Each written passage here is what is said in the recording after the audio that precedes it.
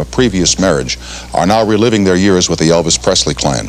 Dee and the Stanley brothers knew the real Elvis, who few other people saw during his lifetime, and they vividly and intimately described their day-to-day life with him. On this, the 40th birthday of Elvis Presley, we'll meet Dee Presley and Rick and David Stanley, all of whom knew Elvis on a very personal and intimate level.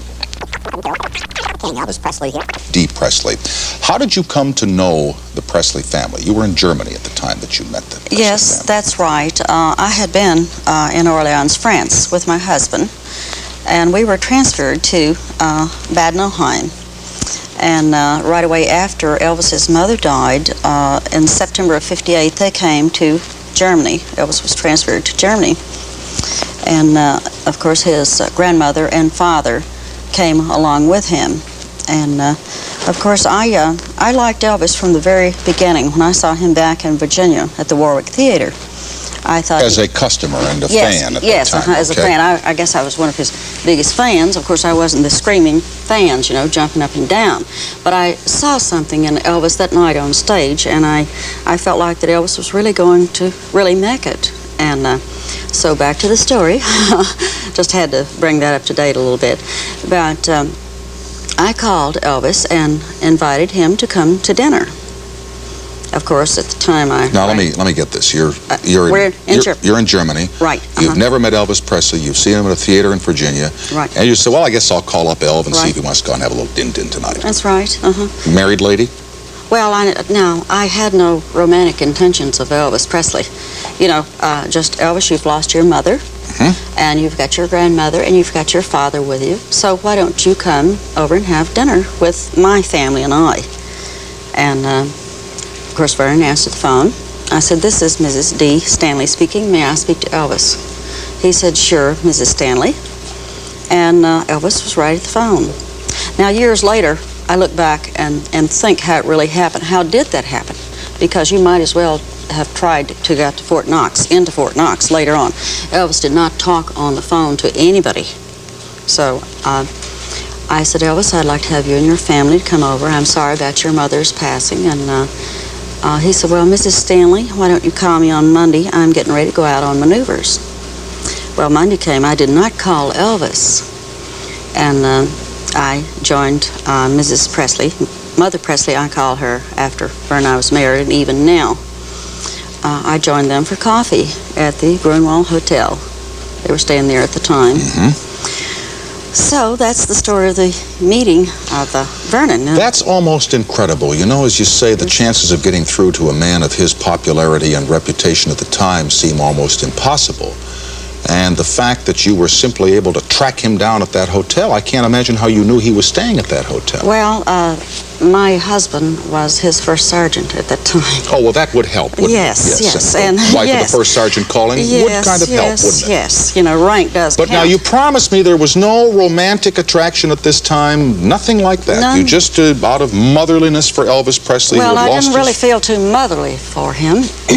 I thought he was quite charming and quite handsome. But I really felt like that he was a Southern boy. Okay, I'm from the South, so that does make a difference, you know.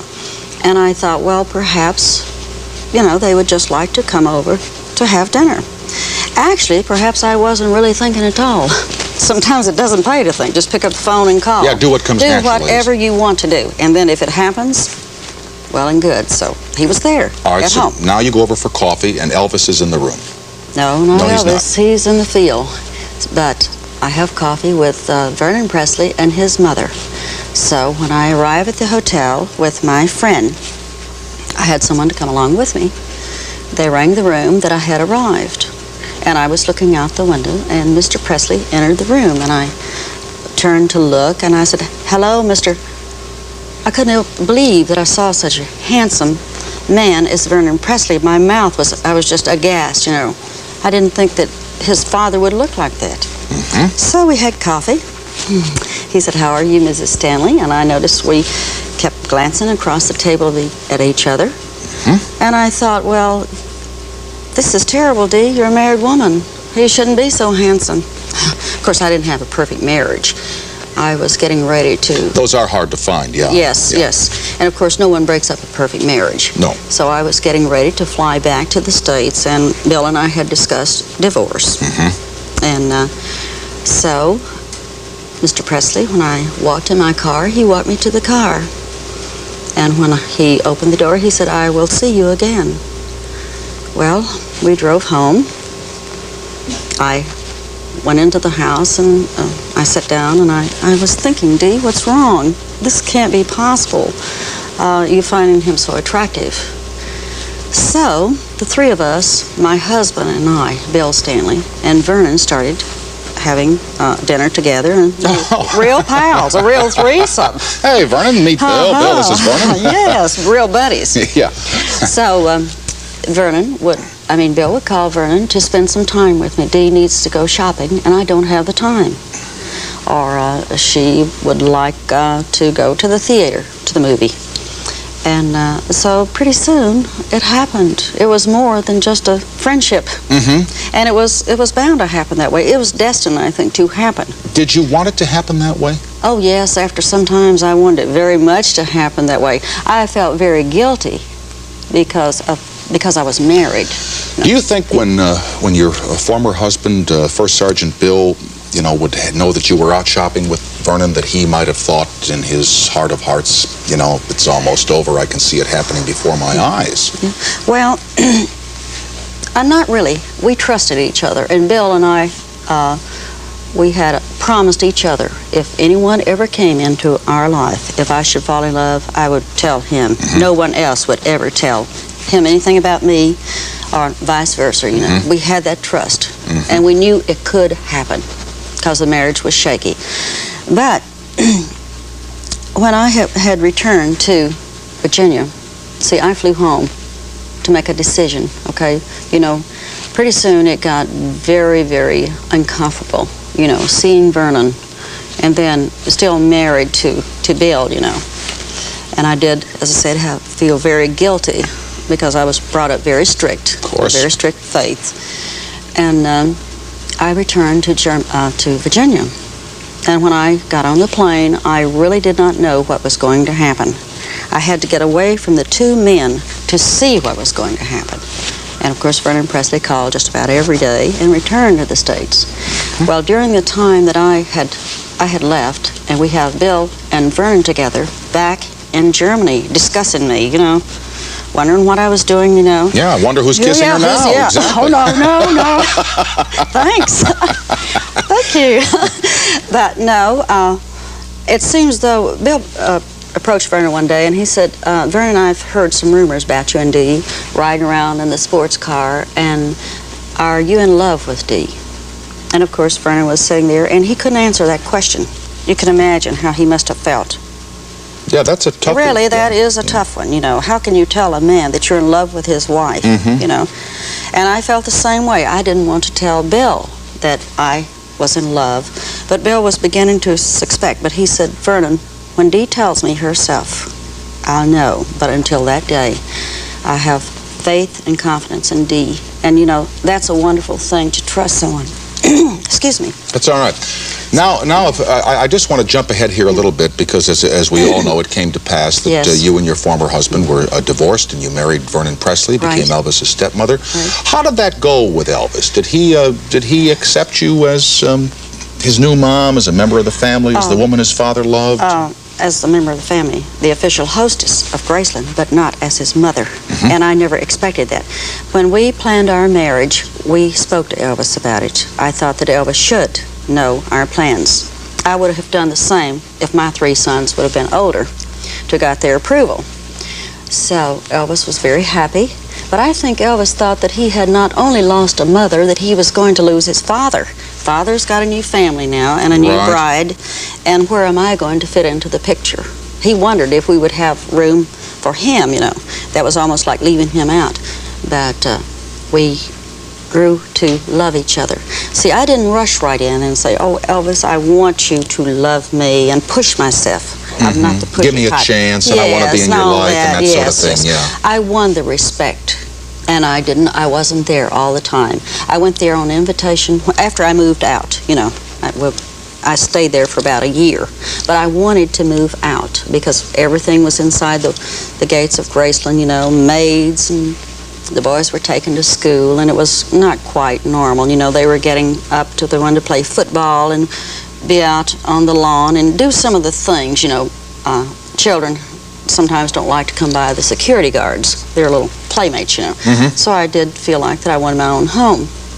But when we bought the home, I saw how sad that Elvis looked when we purchased the house. And I could see that he was going to be very lonely, and he was. He wasn't happy about us leaving. In spite of the things that might have been said about Elvis and I, Elvis and I had a very good relationship. We had respect. And then later on, there's things that I learned and found out that I did not approve of. When my sons went on the road, I was very grieved. When they got older. I want to get your sons into the picture here, so we'll take a little commercial break here, and we'll bring out Rick and David Stanley. They'll join their mother, Dee Stanley, or Dee Presley. Elvis Presley. Now, how was that for you in that stuff? Get off. Here is a famous guy, and all of a sudden he's in the family. Well, it was an unusual lifestyle, sir. Being around this man, we didn't have any idea. I was 5 years old who Elvis Presley was. Being driven to school in his pink Cadillac sure got a lot of attention, and kids were walking up to us saying, "Rick, what's Elvis really like?" and going on. I didn't know who the man really was, sir, until 1969 when I saw him on stage, and I saw him put on his first live appearance in 10 years. That's when I realized the impact that this man had upon young people and older people also. When did you know who he was? Right off? I would think it was 1969 also. Also, you're both little kids then. You really Yeah, we were 14 back then. I was 14, and we saw Elvis in Las Vegas at the Hilton, or the International at the time. And we really recognized, you know, we saw the impact that he had with, you know, the public. Was it a wow? It was a flash, yeah. It was like, this is incredible, you know. It was a rush for sure. How was he to you? You know, he really, if he didn't choose to, he really didn't have to be nice to you if he didn't choose to. No, sir. The first day that we met Elvis, we sat and talked with him for a moment. The next day we went outside. There was 3 of every toy imaginable. Ponies, scooters, bicycles, swing sets, everything. There was nothing like getting brand new Cadillacs for your birthday and things like that. It was, it was a tremendous lifestyle, and Elvis was more than a brother to us. He was more like a father and a best friend, and we really didn't realize the impact and who he really was until we started seeing the people react to him. And when we started traveling with him when I was in 1970, when I started seeing all the people, how they'd act around him, he was a fantastic brother to us. Dee, we've all read the stories about his generosity to people where he would buy them cars or very, very expensive presents, people who had nothing or people who simply bumped into him on the street and were nice to him. Would it be fair to say that he was very generous with his money and with giving of material things, but maybe not so generous with his emotions? Right. With his privacy? That could be right. I don't know if that's right or not. Well, as a child, you know, Vernon has often told me that Elvis felt like he had to buy and give kids gifts, even to play with him, you know. And maybe when he grew up, he still wanted to keep people. I can understand that. He was a very lonely child, being the only child, and sometimes that did really aggravate Vernon. He said, "Elvis, you really don't have to buy people." But, you know, I mean, bless his heart, who knows? That's right. He would give a gift. He was very generous, but you're right as far as generous, and I mean with his emotions, and a lot of times he was a very self-centered person also, you know, which I can't say too much about that. A lot of people are, and like their privacy. But what about all of these purported investigations that appear on television or in the press about how Elvis Presley really died, about how heavily he was into drugs and sex? How do you react to those things? Well, Elvis definitely had a problem with drugs. The last 2 years, a year and a half, he really got bad. It started with medication given to him by doctors to like go to sleep and wake up for the tours. And it finally just caught up with him. It got to a point to where he got dependent, and, you know, his resistance. So then we're not talking about cocaine or marijuana. Not street drugs at all. That kind of thing. Prescribed medication, everything was given to him by a physician at all times. Elvis, sir, I used to really be into drugs and things like that myself, and was really into the Class A narcotics and marijuana and coke and heroin and things like that. Elvis would really get uptight about it. He would, if he got wind of it, he would really jump on my back about it. And Elvis could justify because it was prescribed medication, whereas he couldn't see me doing all the street drugs that I did. So Elvis really, he loved his country, he loved young people. He was really a clean-cut guy all the way down the line. And he just couldn't understand why we would want to get into the street drugs and things like that. Yet for him it was fine because they were prescribed. Right. Now there is one doctor whose actions are open to some question at this point as to whether or not these prescriptions were all really necessary to the well-being of Elvis Presley, the performer who maintained a frenetic schedule. What do you think about that? The doctor and the necessity of the prescriptions. Well, at this point, sir, I really kind of feel sorry for Dr. Nicopoulos. All right. Because I really think the man really loved Elvis. I think his intentions were good.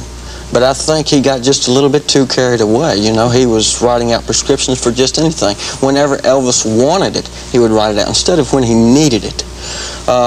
He was giving him anything that he wanted. I really feel sorry for the guy, but the guy's supposed to be a physician. He takes an oath before the Healing Arts Board, and he writes out a prescription for, well, you know, in 6 months, it's obtained something like 20,000 pills.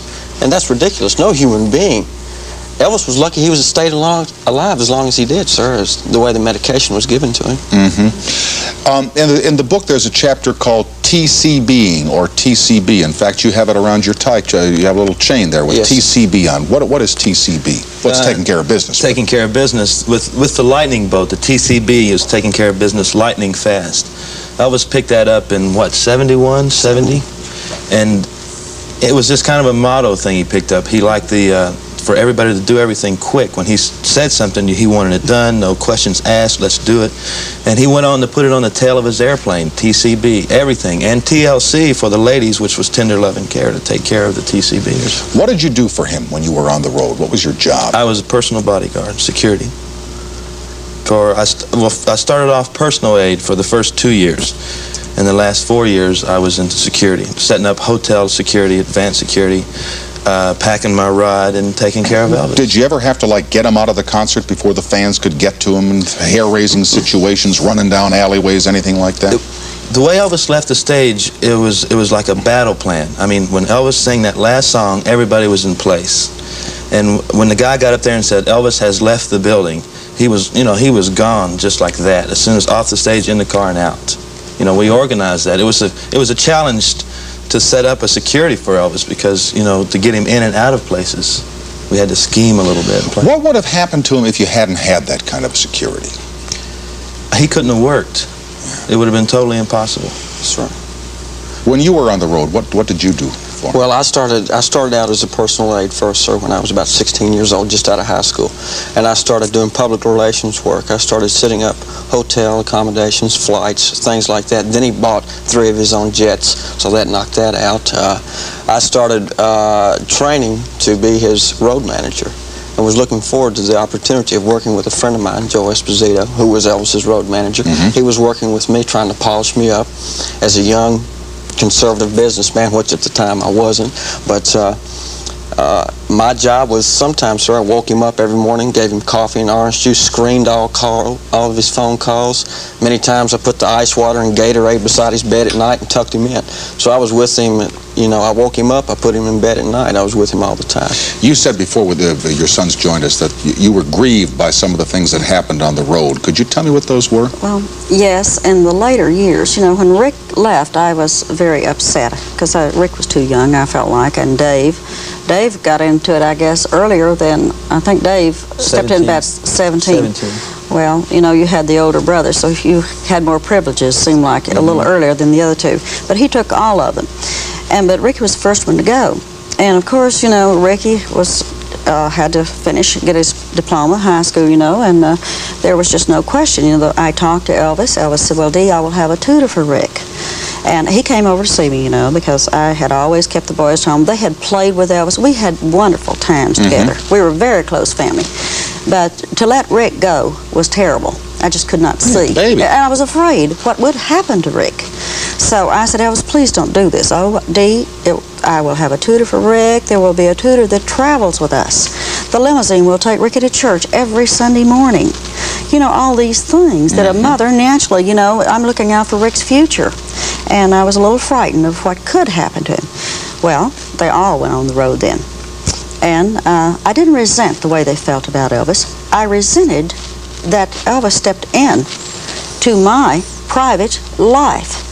Did he want you, did he actively seek you out, Rick, and say, I want you to come to work for me, I want you to be with me on the road? Yes, sir. He came to me when I was 16 years old and said, Rick, because of your personality and how you work with people, I think it would be fantastic if you come to work with me. I'll put you through school. Which, you know, to me, sir, that's the only regret I have is I didn't get to go to college, which I'm thinking about doing now. I got a tremendous education from being on the road with Elvis Presley. Oh, absolutely. I was able to learn how to work with people, things like that. I'm an evangelist now, and I still can work with young people and tell them the problems with drugs and things. I was a heroin addict for almost 5 years, alcoholic, the whole thing when I was a teenager. I was hanging around men when I was 16 years old or 30. And I was living like them. So I had the lifestyle of Elvis Presley at the age of 16, being able to do anything that I wanted to.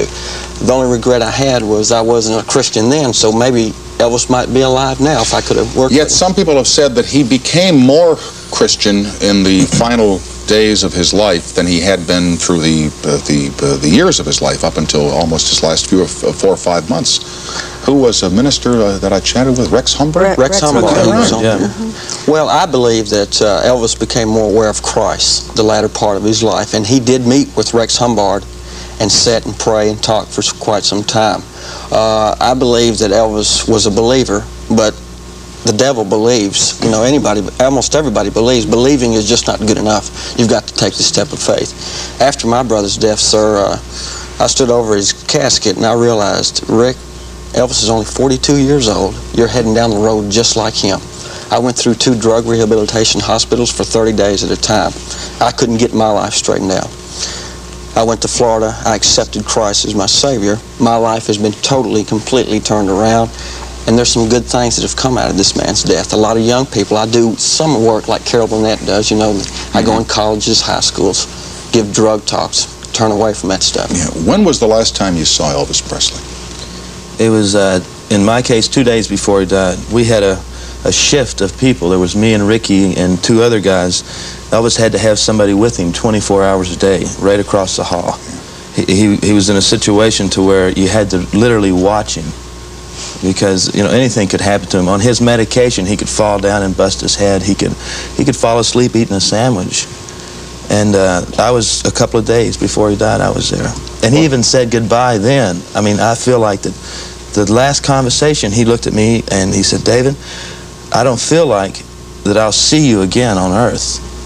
And, you know, I just talking about a rush. What a bummer, huh? Yeah, and I just, was such a negatory thought, you know. I kind of walked out. And then 2 days later, I walk around the corner and see him laying, you know, he was dead. He had died. And I just, wow, the whole end was horrible. You know, not just the death, but before the death. It was almost like a release to see him gone, like he was so miserable at one time. And, you know, wanting to know the Lord, literally know God. And to see him there, you just said, well, now he's at peace. The full story of 3 people who knew Elvis Presley very, very well, members of his family, Dee Presley and her sons, Rick and David. And it's all told in the book, Elvis Presley, We Love You Tenderly. Thank you all for being here tonight. Appreciate you making the trip. Thank you, it was good to meet all of you. Sir. Thank you for watching in the past.